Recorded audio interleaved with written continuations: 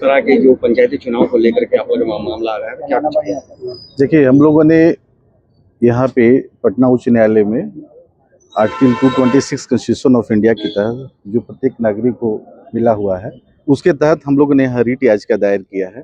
क्योंकि ये सारे लोग जो हैं, जो बिहार के विभिन्न विभिन्न जिलों से वहाँ के जनप्रतिनिधि रहे हैं या इस पर हार चुके हैं, या कुछ वोटर्स हैं जो न्याय के प्रति सजग है, अपने अधिकार के प्रति सजग, सभी लोगों ने मिलकर एक रिट याचिका दायर किया है। उसमें मेन इशू ये है कि on the fag end of the tenure of the elected members representative of the local body जो हमारा नवंबर दिसंबर में अंत होने जा रहा है 2026 का, उसी बीच में जब नोटिफिकेशन फॉर इलेक्शन इशू होने वाला था, उसमें बहुत सारे कार्य आगे भी बढ़ गया। जैसे मिनिस्टर जो है आपके पंचायती राज विभाग का, या जितने भी अधिकारी हैं, इलेक्शन स्टेट इलेक्शन कमीशन है, उन लोगों ने लेटर भी इशू किया प्रपत्र 1 इशू करने के लिए। यहाँ तक कि उन्होंने प्रपत्र 1 इशू भी कर दिया, वोटर लिस्ट का सबका दे दिया, आपत्ति भी इनवाइट कर लिया गया, सजेशंस भी मांग लिए गए।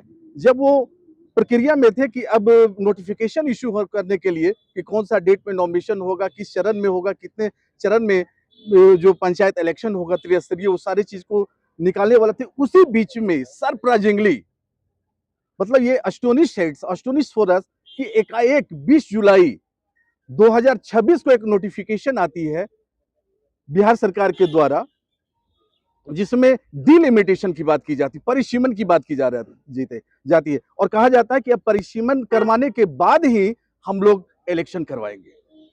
ये ऐसा प्रतीत होता है जो कॉन्स्टिट्यूशनल मैंडेट के खिलाफ है।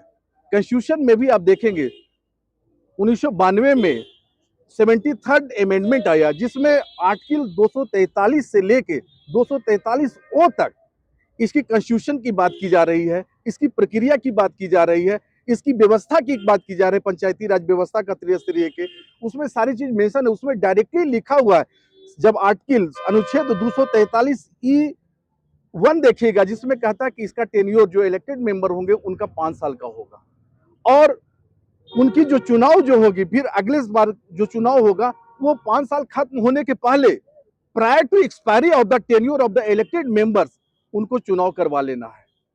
यानी कि नवंबर से दिसंबर 2026 तक एनी हाउ ये मैंडेटरी है, कॉन्स्टिट्यूशनल मैंडेट्स है कि it should be completed with in the stipulated time frame of 5 years after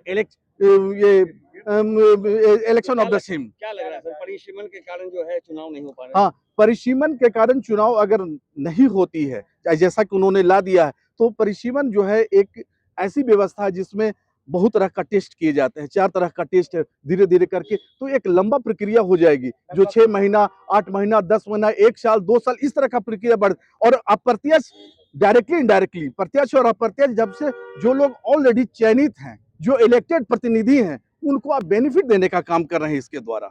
जो ये, और सबसे बड़ी चीज है कि कोई भी एक्शन लेना है, that must be in according with law, constitution के अनुसार। Constitution is the mother of law, constitution से ही सब कुछ निकला है, और उसी को आप खुलेआम कॉन्स्टिट्यूशन के जो मैंडेट है उसका वायलेशन, संवैधानिक स्थिति को वायलेशन करते हुए आप परिसीमन के लिए अगर नोटिफिकेशन निकालते हैं, वो कहीं से सस्टेनेबल नहीं है लॉ में।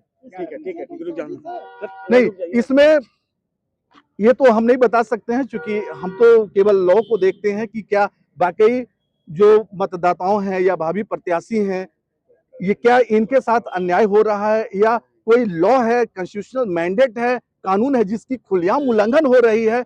उस पे जब ये लोग आए तो हमने उसको रीड किया, मैंने पाया कि this is the complete violation of the constitutional mandate which has been guaranteed under part 9 of the constitution of India as well as article 243E of the constitution of India. हाँ, writ दायर कर दी गई है, जिसका शीर्षक है, जिसका नाम है ये जगन्नाथ चौपाल एवं अन्य बनाम state of Bihar and others, जिसमें सारे लगभग जितने भी डिस्ट्रिक्ट्स हैं उसके सारे जो वहाँ के लोग हैं, जो पंचायत प्रतिनिधि बनना चाहते हैं या वोटर्स हैं, जो इससे एग्रीड हैं, सब लोगों ने फाइल किया है, सब पटिशन। क्या लगता है सर, परिसीमन के कारण यदि चुनाव समय पर नहीं होते हैं तो कितना नुकसान है? बहुत गरीब लोगों को नुकसान है, ये संविधान का उल्लंघन है। ये संविधान में लिखा हुआ है कि समय पर 5 साल पर चुनाव होना चाहिए, ये परसीमन को लेकर, परसीमन को बहाना बनाकर चुनाव को और जो जीते हुए प्रतिनिधि हैं उनको फायदा पहुंचाने के काम कर रही है सरकार। तो क्या लगता है आप लोग क्या मांग कर रहे हैं जो याचिका आप लोग हम लोग न्यायालय के शरण में गए हैं, न्यायालय का जो फैसला आएगा उसका हम लोग पालन करेंगे। क्या आप लोग पंचायती राज मंत्री से भी मिले थे इस मामले को लेकर? पंचायती राज में लेटर दिए हैं, हम लोग हर जगह लेटर दिए हैं। उनका भी दौरा चल रहा, मिलने का कोशिश किया। क्या नाम हुआ? मेरा जितेंद्र सिंह नाम हुआ, पूर्व मुखिया कुमार पंचायत भोजपुर आरा। निजी स्वार्थ में निहित होकर गुमराह करके और सरकार को ये दबाव बनाया कि आप परिसीमन 2011 के सेंसस पे कराएं, क्योंकि उनको लगता था कि हमारी पंचायती व्यवस्था, उनकी सीट इस बार आरक्षण में जा सकती थी। इस कारण से उन्होंने सरकार को गुमराह किया। क्या लगता है कि आप लोग चाहते हैं कि परिसीमन से पहले चुनाव हो जाए? बिल्कुल बिल्कुल, हम लोग यही चाहते हैं कि अगर सरकार सक्षम है तो परिसीमन करा ले और चुनाव कराए। अक्टूबर नवंबर में जो प्रत्याशी थी, पिछले बार 24 अगस्त 2021 को, मुझे अब अगर तारीख में नहीं भूल रहा हूँ, तो 24 अगस्त 2021 को अधिसूचना आ गई थी और आचार संहिता बिहार वर्ष में लग गया था पंचायती व्यवस्था के लिए। लेकिन वर्तमान में अभी प्रमुख समाचार माध्यमों से पता चल रहा है कि अब परिसीमन के वजह से 1 साल डिले हो सकता है चुनाव। उसके खिलाफ हम लोग माननीय उच्च न्यायालय के शरण में आए हैं और जरूरत पड़ी तो हम लोग आगे भी इसका रूप देंगे। हमारा नाम राहुल कुमार यादव है।